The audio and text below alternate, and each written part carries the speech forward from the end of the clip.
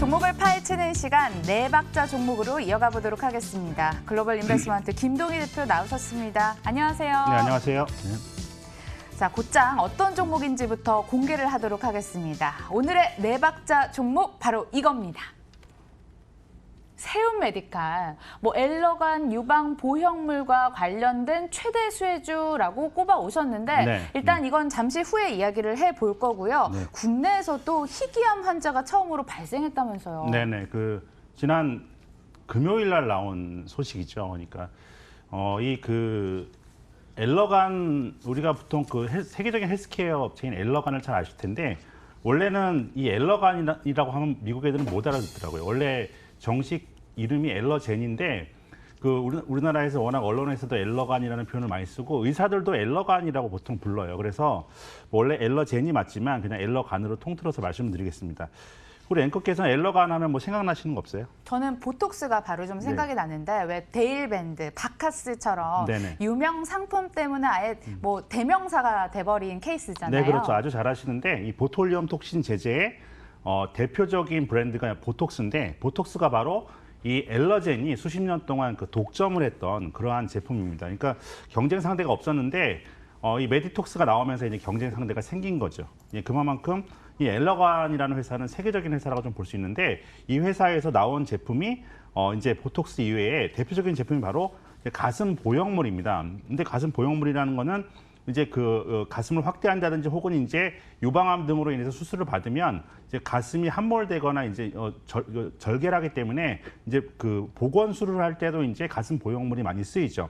근데 이게 이 엘러간에서 나온 거친 표면 가슴 보형물이라고 하는데 이 거친 표면은 이제 흡착을 원활하게 하기 위해서 피부 조직과 거친 표면으로 만든다고 합니다. 근데 이것을 7년 전에 이식받은 한 40대 여성 환자가 16일 처음으로 국내에서는 역형성 대세포 림프종이라는 희귀암에 발병했다고 그래요. 근데 제가 이름이 너무 어려워서 의사한테 물어보니까 그냥 백혈병 정도로 생각해도 좋다. 백혈병이요? 그렇죠. 그러니까 굉장히 위험한 병이죠. 그래서 이게 지금 우리나라에서는 처음 나왔지만 미국에서는 굉장히 문제가 되고 있습니다. 그러니까 지난달 24일에 FDA에서 엘러간사의 이 가슴 보형물 제품에 대해서 리콜을 하도록 이제 권고를 했고요.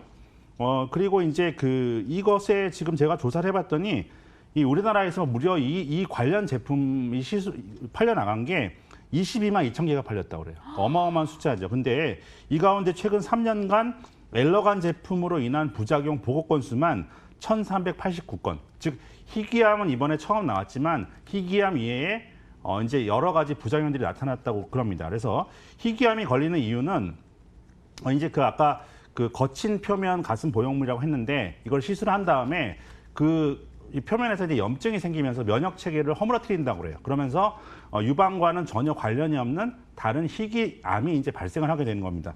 근데 이 희귀암이 전 세계적으로 지금 유방 확대술을 받고 이제 걸린 희귀암 사례가 모두 이제 573건인데 이 가운데서 엘러간사의 제품을 사용한 경우가 481건, 거의 대부분이 이제 엘러간사의 제품에서 발생됐다라고 좀 보셔도 무방할 것으로 보여지고 있습니다. 그래서 국내에서도 가장 많이 이 가슴 보형물이 사용된 것이 이제 엘러간사의 제품인데 이 제품이 지금 이제 치명적인 어떤 문제가 생긴 것이기 때문에 이것과 관련된 대체적인 어떤 회사를 우리가 살펴보지 않을 수가 없는 부분들이고요. 어떤 사건이 발생했을 때 그 사건의 반대급부에 있는 종목들을 좀 찾아내는 게 바로 이 주식시장에서 투자를 하는 투자자들의 임무 아니겠습니까? 그렇기 때문에 이 가슴 보형물을 생산하는 이 세움메디칼을 제가 최대 수혜주로 오늘 갖고 나왔습니다. 아우, 사태가 진짜 심각하네요. 세움메디칼과 이번 이슈가 직접적으로 어떤 연관이 있는지 보다 구체적인 이야기 듣고 싶은데요. 흡인기나 카테터 생산 업체 네. 아닌가요? 소모성 의료기기라고 하는데, 네. 그러니까 이제 쉽게 말하면 병원에서 수술을 한다든지 아니면 환자한테 한 번 쓰고 버리는 거죠.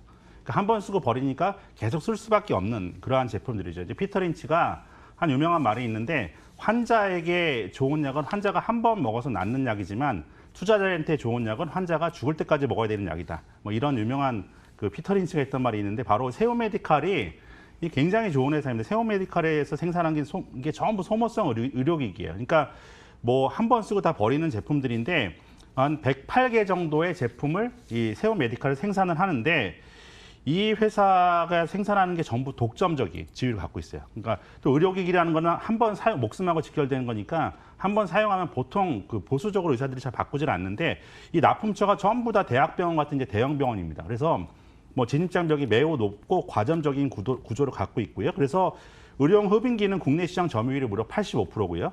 카테터 같은 경우는 60%에 가깝습니다. 그래서 거의 과점적 지위를 갖고 있다라고 좀 보셔도 되고 그렇기 때문에 독과점적 지위를 갖고 있는 기업은 내가 제시하는 가격이 이제 그 마켓 프라이스의 자격이 있는 거죠. 그렇기 때문에 지금 영업이익률도 20%대가 넘는 그런 회사고요. 지난 18년간 한 번도 역성장을 하지 않은 그러한 놀라운 회사입니다. 근데 그래서 최근에 나온 리포트를 보면 재밌어요. 타이틀이 몰라봐서 죄송합니다라는 리포트가 나오게 됐습니다. 이렇게 좋은 회사인데 그동안 몰라봤다라는 이런 개념으로 이런 리포트가 나오기도 했고요.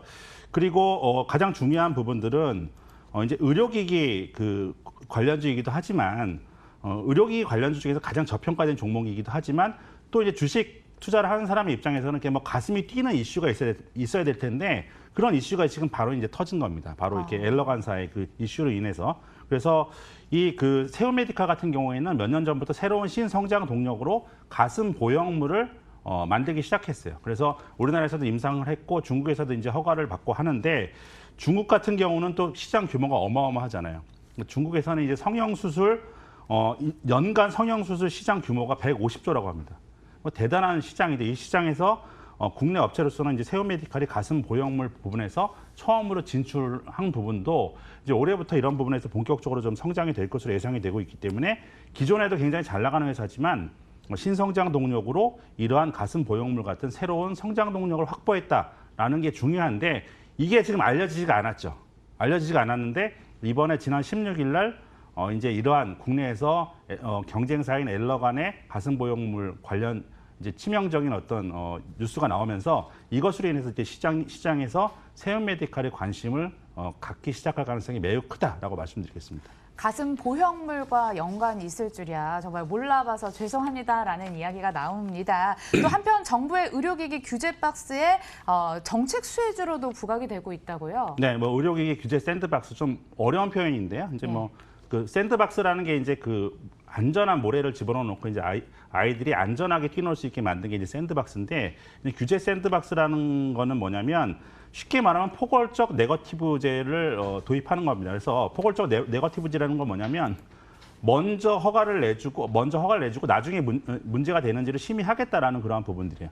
왜 이런 그 포괄적 네거티브 규제를 정부에서 실시를 하냐면 그동안 이제 이 세오 메디컬 같은 이제 의료기기 업체들은 제품을 만드는 것보다 허가를 받는 게 훨씬 어렵다라고 이렇게 어려움을 토로해 왔습니다. 그 이유가 뭐냐면 의료기기를 개발한 후에 허가가 나오는데 521일이 평균적으로 걸렸어요.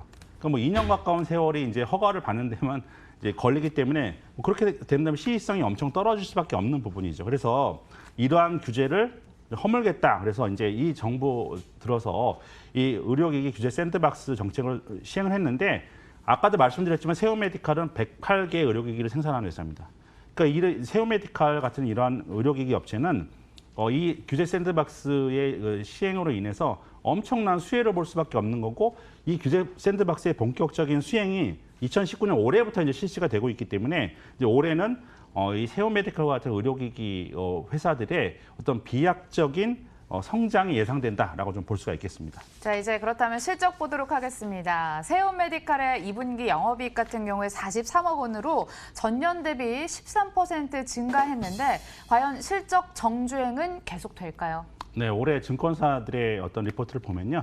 올해에도 사상 최대 실적 나올 것으로 예상이 되고 있습니다. 그래서 지금 그 토러스 증권에서는 리포트들의 제목도 한결같이 좀 긍정적이에요. 그러니까 고령화수의 사상 최대 실적 전망, 그리고 리딩에서는 역성장을 모르는 성장 가치주, 신한에서는 성장 준비 완료. 뭐 리포트 제목을 사실 이렇게 좀 그 공격적으로 달기도 참 힘든데 이 회사가 그만큼 좋다라는 그러한 부분들이고요. 뭐 영업이익률이 20%대. 그러니까 중요한 거는 지금 굉장히 경기가 침체된 이러한 상황이잖아요. 근데 이 의료기기 관련주들은 경기 침체와 전혀 무관합니다. 그러니까 이 그 경기 사이클과 무관하게 성장을 하고 있는 그러한 부분이기 때문에 왜냐하면 우리가 경기가 안 좋을 때는 어때요? 그러니까 내가 수입이 줄면 당장 뭐 문화라든지 아니면은 외식비라든지 이런 건 줄일 수 있지만 병원 가는 비용은 줄일 수가 없잖아요. 그렇기 때문에 경기와 비탄력적인 그러한 부분이라고 말씀을 드릴 수가 있겠습니다. 다품종이다 보니까 엮이는 군도 참 다양할 것 같습니다. 그런 부분 한번 짚어주셨고 수급적인 측면에서는 어떻게 흘러가고 있을까요? 수급은 좀 뭐 소강 상태다라고 좀 볼 수가 있어요. 그러니까, 소강 상태요? 그렇죠. 그러니까 뭐 뚜렷한 매수 주체는 없어요. 네. 아직까지. 그렇기 때문에 주가가 좀 지금 많이 그동안 내려왔죠. 그러니까 이제 기관이라든지 외국인들의 어떤 매수에는 아직까지는 좀 없는 상태인데 일단 기관들이 이 종목에 대해서 관심이 좀 많아요. 그렇기 때문에 뭐 기관들의 매수에만 좀 유입이 된다면 비교적 큰 폭의 좀 상승이 나올 수 있는 상황이다라고 볼 수 있겠습니다. 네, 세움 메디칼에 대한 이야기 나눠봤고요. 네 박자 차트를 통해서 다시 한번 정리를 해보도록 하겠습니다. 네 박자 차트 분석 함께 살펴보시면 차트 보기 전에 저희 이제 가격 전략과 또 뭐 목표가, 손절가도 제시를 먼저 해주실까요? 네, 아까 그 증권사들이 이 회사를 굉장히 좋게 보기 시작했다고 말씀드렸잖아요. 그러니까 처음에 말씀드렸지만 뭐 몰라봐서 죄송합니다. 뭐 이런 리포트도 나오고 근데 증권사들에서 제시한 목표 주가는 6,800원 정도 수준이에요. 제가 조사를 해봤더니. 그러니까 지금 가격의 거의 절반 정도 지금 위에 괴리율이 있다 목표가랑 그렇게 좀 볼 수가 있는 그러한 부분들인데 뭐 아무리 좀 증권사에서 좋게 평가를 하더라도 당장 뭐 높은 주가를 지금 뭐 매일 올라가면서 형성할 수 없는 부분이기 때문에 현실적으로 지금 이제 어떤 저항대를 제가 보니까 한 4,500원 정도 선에서 지금은 제일 큰 저항선이 있습니다. 그래서 목표가는 한 4,500원 선, 손절가는 한 3,000원 정도 선을 제시해드리도록 하겠습니다. 목표가 4,500원, 손절가 3,000원 잡고 대응을 해보도록 하겠습니다. 자, 이제 진짜 마지막으로 네 박자 차트를 통해 다시 한번 정리를 해보도록 하겠습니다. 점수가 나오고 있는데 수급 빼고 만점을 주셨습니다. 역시 수급 이야기가 네. 앞서 얘기를 해주셨던 만큼 참고하시면서 대응하시면 좋을 것 같습니다. 세움 메디칼에 대한 이야기 들어봤고요. 글로벌 인베스트먼트 김동희 대표와 함께했습니다. 고맙습니다. 네, 감사합니다.